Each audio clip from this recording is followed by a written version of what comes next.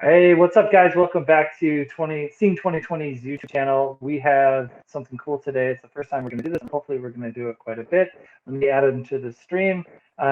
This is our producer of the film, Dr. Court Koshar. What's up, Court? How are you doing, man? Hey, good. How are you? Happy to join. I'm good. Well, I'm glad that we finally got to do this. We've been so swamped that we just haven't had a chance to do this. But hopefully this will become a regular thing on the channel, and I'm looking forward to that. Yep, I agree. We tonight just wanted to talk to you guys all a little bit about what you'd like to hear from us, because we just thought, if we're going to do this and continue this discussion, that YouTube, until they stop us, will be a good spot to discuss things and have people that are already subscribed continue to add their friends and subscribe, and just continue the discussion with hopefully different scientists and physicians and people that are willing and able to discuss COVID, and come maybe bring different ideas and discussions related to the topics that you've already seen in the film. If you've seen the film, if you haven't, go and check it out. What we wanted to do tonight, though, I think, was just go over a few topics that we thought would be of interest to our subscribers, and then get your feedback. So go ahead and comment on what you think you'd want to hear as we discuss a few things, and or suggestions and ideas that we had that you like, and then we'll go from there. Hopefully the ones that get the most comments will be what we discuss next, and we can hopefully bring in specific experts to talk about each thing. Adam, what did you have list wise that you want to discuss here? You're putting something up, so tell me what it is. Yeah, so the first thing I kind of want to talk about is going to bleed into the other two topics we talked about a little bit before we got started. And that is to just kind of look at where we're at today on case rate by age, case and death rate by age. And so what I got up right now is the CDC website, right? We got this beautiful little table for us to look at.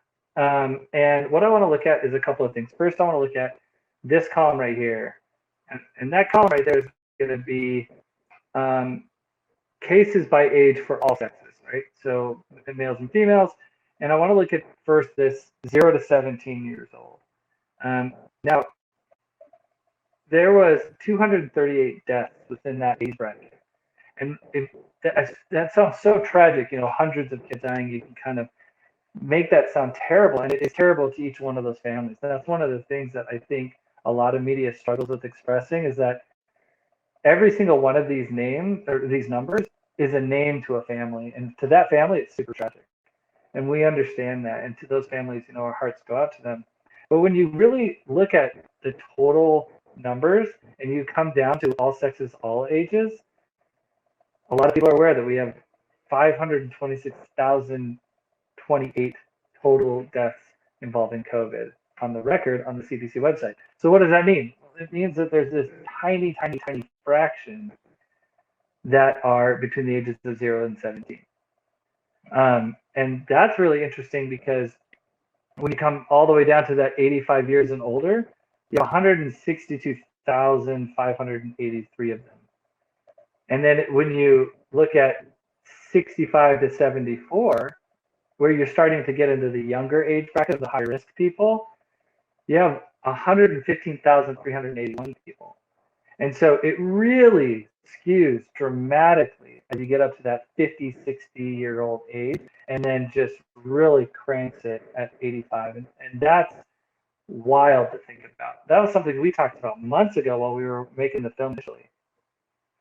Yeah, and I think that's key, that people that are, afraid and fearful and staying home because they're worried about dying of this disease, keep that in mind, that your risk is definitely stratified based on your age and your comorbidities. And what comorbidities means is your underlying health. So if you're healthy and you're young, your risk is almost zero. It's not zero, obviously, because it's, a real disease and there is real risk, but it's very, very low. And so I think that's important, and that, people not be afraid if they're young and healthy, and that the people that are at risk do need to be aware that they are at risk, and not that they necessarily need to be fearful either, but just know that you're at risk and do what you can to protect yourself. So that was one key topic. The other thing I want to talk about, Adam, you touched on it, but you mentioned, that each person that's that's lost a family member, that's significant, and that's definitely tragic for them. I want to agree with you 100% on that. And a lot of people have asked me, as I've done this film, people that don't know me especially, what I do for a living and how I can, why am I choosing this topic, or what can I say that I'm an expert on this? And so I wanted to address that a little bit and say that I am an anesthesiologist. And what that means is I generally perform anesthesia, which is putting people to sleep for surgery. But at the same time, anesthesiologists are trained in what's called critical care medicine, which is ICU medicine. And so during this pandemic, I have actually worked in the ICUs in the Phoenix, Arizona area, and actually treated COVID patients. So I wanted people to know that I'm not just speaking of this from, somebody who isn't an actual practicing physician seeing actual patients. So I wanted to address that for people that have wondered about that. And hopefully you don't think I'm heartless for questioning some of the, to me, what's not logical that's gone on around this disease, because it's not that we don't believe it's a real disease, or I haven't seen it in my own patients in practice. It's just that the way that it was handled is just astronomically bizarre to me, and not necessarily logical, and definitely not science for a lot of what's been done. So. Right. No, I think that was really important. Thanks for clarifying that, because people are getting familiar with me, my story, why I was motivated to work on this, just because I've had the chance to sit down and make some of these other YouTube videos. But um, I'm looking forward to the audience getting to know both of us and what our motivations are, because some people it's just like, well, you just want to be selfish. You don't want to wear a mask, or you want to go have fun, you want to go play, you want to go to Florida and have spring break, or whatever whatever they assume our motivations are. And that was why one of the first videos I put out there was like, hey, my parents got COVID and it wasn't easy. This is a hard disease. This is something that can hit really, really hard. And the question isn't whether or not it's real, it's how do we handle it? What's the best way to handle it? And I think both of our motivations, at least mine, I can speak for myself, surely is that if there's a better way, we should be doing that, because lives are at stake, you know? Um, and then that being said, after you do a risk stratification and you kind of look at where your risk lies, every person should be able to do a cost benefit analysis on their own risk anyway.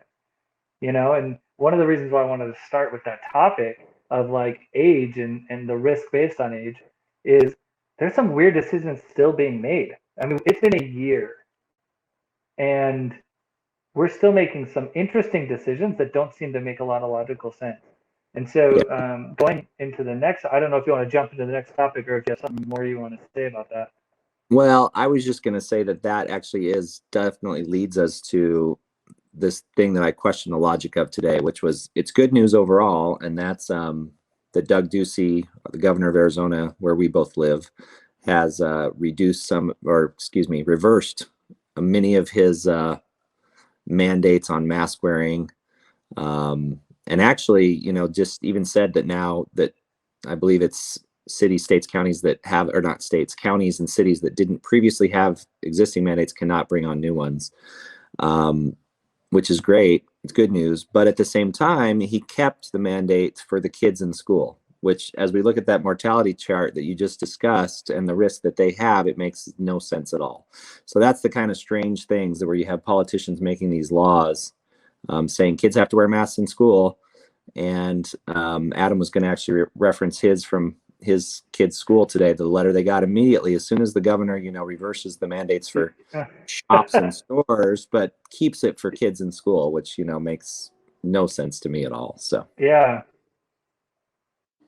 for sure. So I got this email from the district that I'm in, and it says today Governor Doug Ducey released a new executive order that rescinds a number of previous executive orders. It does not, however, rescind Executive Order 2020-51, requiring school districts and charter schools to require mask wearing. And so in bold at the end of the paragraph, it says, based on these orders, mask wearing remains a requirement by students, staff, vendors, and guests to all of the school district facilities. And I'm yeah, paraphrasing the end there because I want to keep the privacy of the district there. But, it's definitely one of those things where you kind of shake your head and you say, if it's safer to be in restaurants and open spaces, if we're seeing the numbers go down, or maybe maybe they saw our movie and they were like, you know what, there's a better way to handle this.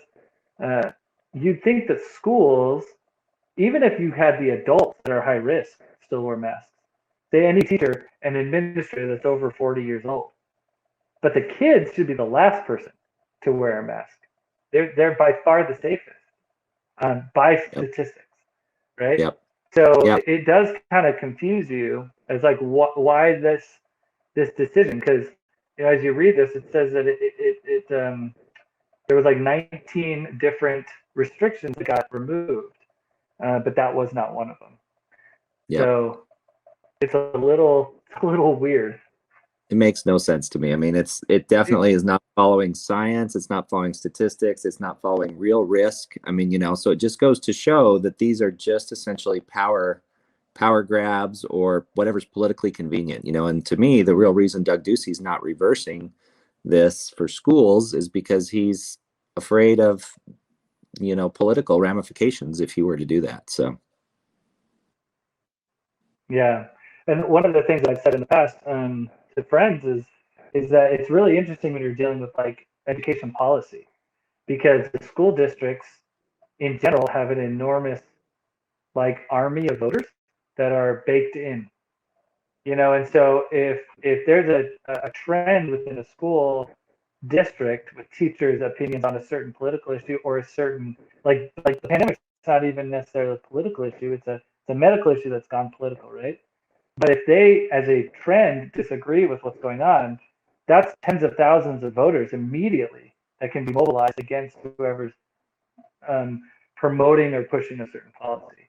And so it yeah, is really interesting to see Doug Ducey, our governor here, basically, open the economy, allow small businesses to do their thing, allow restaurants to do their thing. They're even you don't need a permit anymore to have more than 50 people somewhere, and so we're looking at opening movie theaters and opening venues for concerts, all kinds of stuff, right? yep, Yet we still have to wear masks with kids that are the lowest risk population in schools. yeah. So yeah, it's a little suspicious. So There's very little logic. and then the other extreme, right? The other extreme to this is something that got a lot of news for about a week, and then it really died down in the mainstream news, and when it came to like viral news and what people were talking about in general. And that I'm going to pull up now is just that people seem to not talk much about the fact that Governor Cuomo of New York did the exact opposite of what we now know to be the best strategy for protecting the most vulnerable, right? Um, and so I wanted to talk a little bit about that and why you think we're not really talking about this anymore. Because to me, it seems like this should be like the main news. I mean, this guy won an Academy Award. Hollywood gave him awards for his press conferences, and all the while he was hiding the data. Yeah, I mean So I I definitely think don't know that. how you don't talk about this until he gets kicked out of office. Yeah, that was definitely on my list of topics that I was going to bring up for potential future topics. I think we saved that one because there's a lot of discussion that we could go into about what the policy was around nursing homes and how to address it. So I'll add that. Let me put that up as number one potential topic, as Governor Cuomo and how nursing homes have been handled in different states. Other topics, ideas we had was to discuss a little bit more about vaccinations and what's been happening with like some that have been recalled. I believe it's like Hong Kong and Europe. There's been some recalls or stopped usage of different vaccines. So we could discuss that as a topic. Another topic that I thought would be good would be virus mutation and what that means. So we could discuss how there's new strains of the virus popping up. I believe it's the South African virus. There's a bunch of different ones. So if people want to K discuss that, variant. yep, yep. And then the Yeah, last, that came up big with a discussion between Dr. Fauci and Rand Paul in Congress the other day, where Rand Paul pressed him on the fact that he had been vaccinated, yet he was still wearing a mask, and whether that was virtue signaling or political theater. And Dr. Fauci kept bringing up, well, the variants, there's variants. And he pressed him on, like, okay, what are the numbers on the variants in America? And there really wasn't much meat in that discussion about, yeah, we're starting to see a pandemic of variants, or no, we're not seeing a pandemic of variants. So that's something we should dig into with the numbers and see, do we really have a new coronavirus variant that's becoming an epidemic here in America? I don't know. Definitely a topic. And then along those same lines would be just the topic that comes to mind frequently with my friends is masks and vaccinations. So if you've been vaccinated, why are you still wearing a mask? That I think is a separate topic even in and of itself, because um, why do you, if you believe that the masks work, then why would you bother with the vaccine, or vice versa? If you believe the vaccines worked, why do you still wear masks? Or why do you still have to be socially distant, which the CDC is starting to backtrack on those things. And that was one other topic to add, is the change of a 6 foot to a 3 foot rule. Is that actually scientific, or is that just a politically convenient change so that they can get more kids back to school? Is there any data that ever was Yeah. up 6 feet, which I'd love to discuss that, because there's some interesting models. That's another thing, is just different types of studies. We definitely want to go into more studies with you all. What's been done. Let's look at mask studies and discuss what's out there, because a lot of people, say that, oh, the masks work because there's this study or that study, which probably 90% of them that I've reviewed that have been done since this pandemic have been models. They're not actually studies. They're, engineers that have created a computerized model that shows that a mask works. That's not a study. Yeah, it's either that or a mannequin with an aerosol. Right. And I mean, come on. I mean, you can manufacture anything Yeah. that What way. was one? Remember the one where they had was it hamsters wearing masks? I mean, that one was hilarious, that you and I discussed, that they were in cages next to each other and some wore masks and some didn't. And it was just insane study that I was like, oh my gosh, you got. And then blue fans at them, Yeah, of course, just tried to spread it. So it's not, I mean, it is that's, pretty wild, some of the ones that they kind of use. yeah, they're hilarious, actually, some of them. So So it's, I well, think one other thing, the one other study that I wanted to, or not study, but just topic I wanted to talk a little bit about travel. I did hear that there was a couple of cruise lines that are looking to start sailing this summer, but that they may be requiring vaccinations, which is interesting because you'd think that if they wanted um, the strongest business model moving forward, they would require not just vaccinations, but vaccinations or an antibody test that tests positive for antibodies. Because you can have antibodies without a vaccination. And so you'd think to have a larger client base sailing, they would just say either have a vaccination or have an antibody test. Because then both are immune and you're not going to have to worry about it. But from what I understand is that they're only doing, you have to come with a vaccination card. And in that case, according to Dr. Fauci and other people, you're still going to have to wear a mask on a cruise. So we should probably look at a little bit of the travel information and restrictions that are coming out and what changes are going to make travel for 2021 and 2022. yep. That's what I'm interested in. I want to go on vacation. Let's talk about travel. Let's add that to the potential list as travel. I've done a lot of traveling. Adam and I both have traveled a lot, obviously making this movie. And I've traveled with my family. We've been to Hawaii twice this year, since actually 3 times if you count, since the pandemic really started. Started, but and it's interesting to see how that's changed. So I'm happy to discuss that with people too. So I think that's enough topics though to get us started. So if you could comment underneath, feel free to tell us which topics you want to hear first, and we'll try to address them in order of whoever we get the most response from, if we get any. If we don't, we'll just talk about what we want to talk about. So yeah, absolutely. Thanks everybody. Don't forget to like and subscribe, share with your friends. We really need to hit higher numbers so that we can spread the word on what this data and information that we're sharing can do for people's lives. Give them a chance to make their own decisions based on the medical information that hopefully we can provide to people. So yeah. thank you so much, guys, and we'll talk to you later. Wait, one more thing though, Adam. Let's request too of all of you that if anybody has a way to get this out there to more numbers, because we've done a soft release of this movie essentially, and we really need to get it out to more people. So if you have a way or a contact that would help us get this to more people, then we would love to talk to you. So send us a message or you can. You can send us a DM on Instagram or on Facebook. You can also reach out to us at seeing2020movie@gmail.com. We are planning screenings in Texas currently, and we have the beginnings of screenings in Southern California and in Arizona. So we will let you guys know. Follow us on social media because we'll be sharing all of that information. So if you are in Texas, that includes like I think it's Houston, Austin, Dallas, and potentially Waco. So if you're in those areas in Texas right now and you want to come to a screening, let us know. We'll get you the information to buy tickets, and hopefully we'll get to meet you, because ideally we'll be able to travel around and meet all you guys. So uh, in the meantime, like, subscribe, share, let everybody know about the movie, and we will talk to you soon. Thanks, guys. Good night.